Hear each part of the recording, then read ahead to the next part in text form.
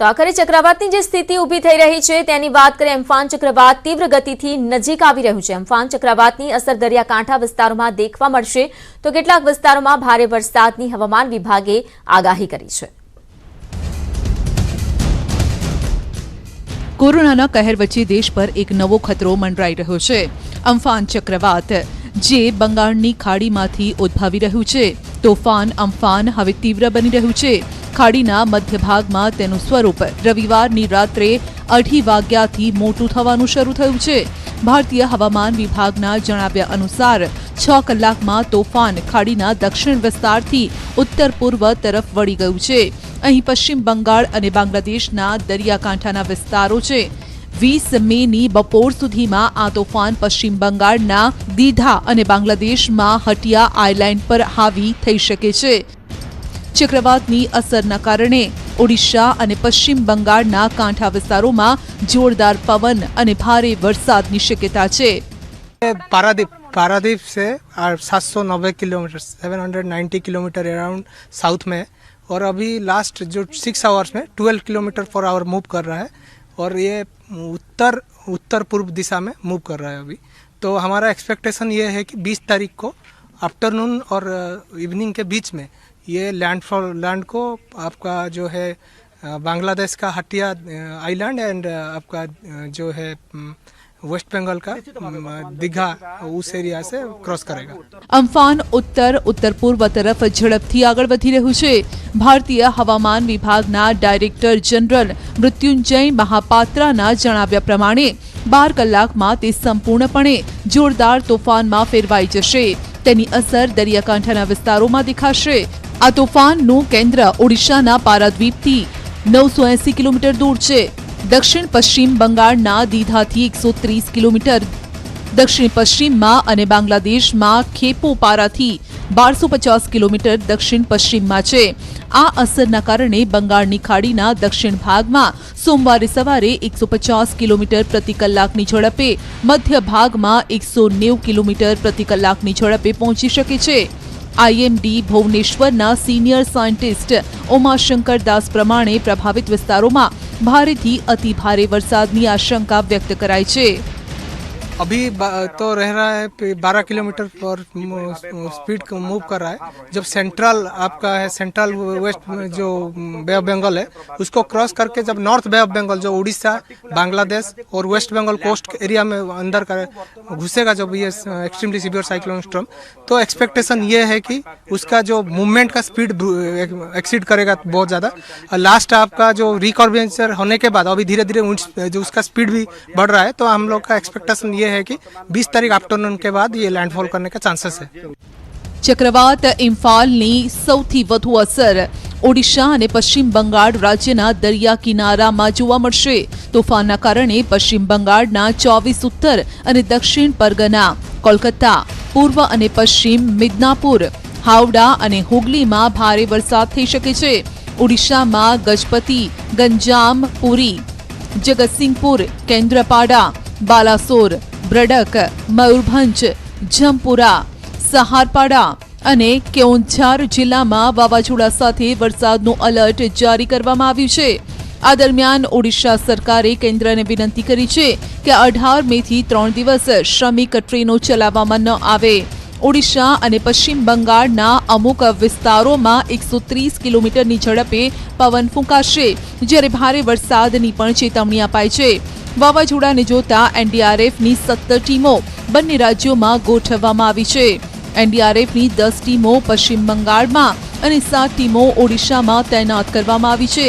ઓડિશામાં આ ટીમો 7 જિલ્લા અને બંગાળના 6 જિલ્લામાં મોકલવામાં આવી છે। 10 ટીમો સ્ટેન્ડ 2 કરાઈ છે। સ્થિતિ પર સતત નજર રાખવામાં આવી રહી છે। પારાદ્વીપમાં 21 સભ્યોવાળી એક ટીમ પણ તૈનાત કરાઈ છે। ટીમના સભ્યો કટર, બોટ, ચેન અને રાહત અને બચાવ કામગીરી માટે જરૂરી તમામ વસ્તુઓ સાથે પહોંચ્યા છે।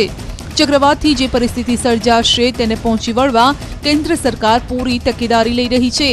પીએમ નરેન્દ્ર મોદીએ ગૃહ મંત્રાલય અને નેશનલ ડિઝાસ્ટર મેનેજમેન્ટ ઓથોરિટીની હાઈ લેવલ બેઠક બોલાવી આ અંગે ચર્ચા કરી હતી અને તમામ તૈયારીઓની સમીક્ષા કરી।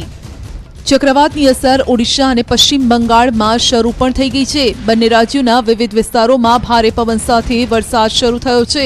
રામેશ્વરમમાં ભારે પવન સાથે વરસાદના કારણે રસ્તાઓ પર પાણી ભરાયા. વાહનોની અવરજવરમાં પણ મુશ્કેલી પડી.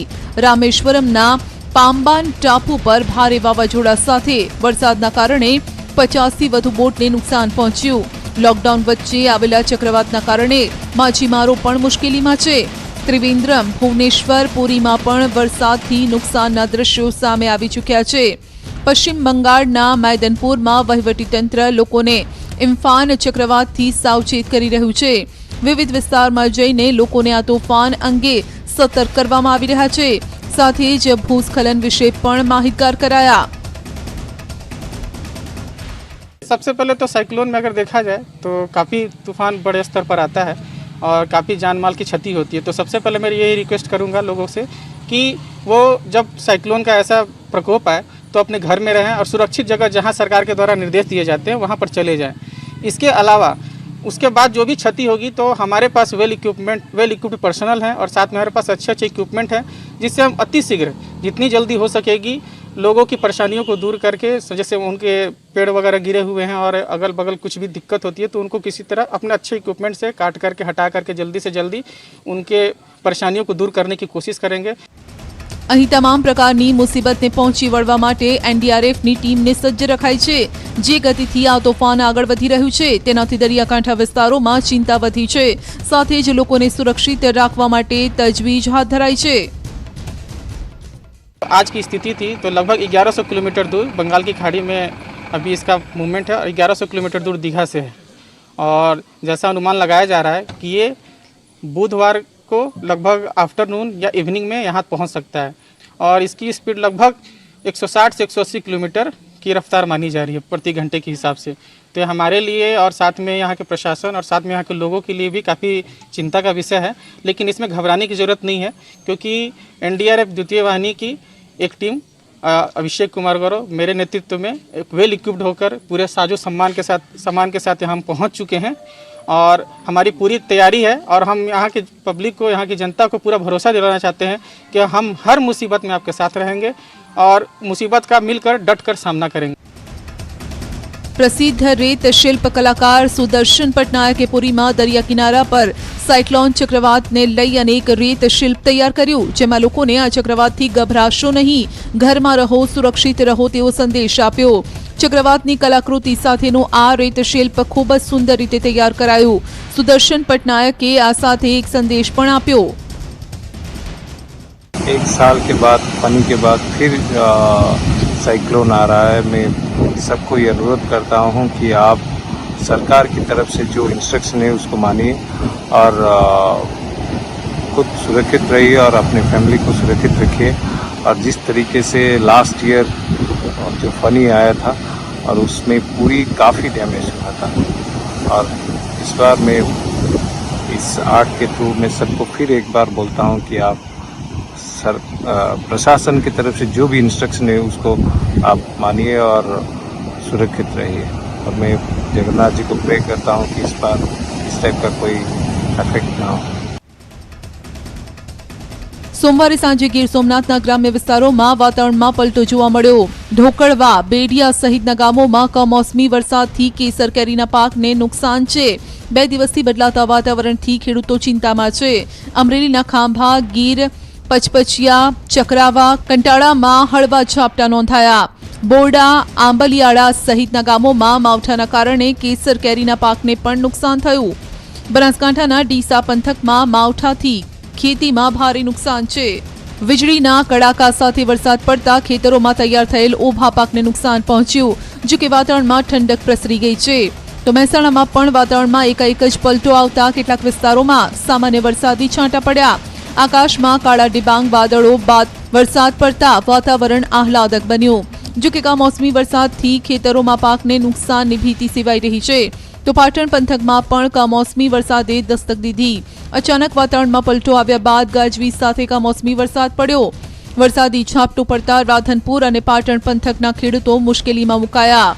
આ તરફ અરવલ્લી જિલ્લાના વાતાવરણમાં પલટો જોવા મળ્યો. મોડાસા, શામળાજી, ઇસરોલ સહિતના વિસ્તારોમાં વહેલી સવારથી જ આકાશમાં કાળા વાદળો જોવા મળ્યા હતા. કમોસમી વરસાદથી ખેડૂતોને પાકમાં નુકસાનનો ડર છે. આમ તો અમ્ફાન ચક્રવાતની અસર ગુજરાતમાં નહીં જોવા મળે, પરંતુ દરિયાઈ વિસ્તારોમાં વરસાદની સંભાવના છે. હજુ પણ રાજ્યના કેટલાક વિસ્તારોમાં વરસાદ પડશે તો ખેતરોમાં પાકને ઘણું નુકસાન થશે. સાથે જ કેરીના પાકને સૌથી મોટી અસર થશે. Bureau report, news 18 Gujarati. બુલેટિનમાં આગળ વધીશું, પણ તે પહેલા હાલ રોકાઈશું વધુ એક બ્રેક માટે.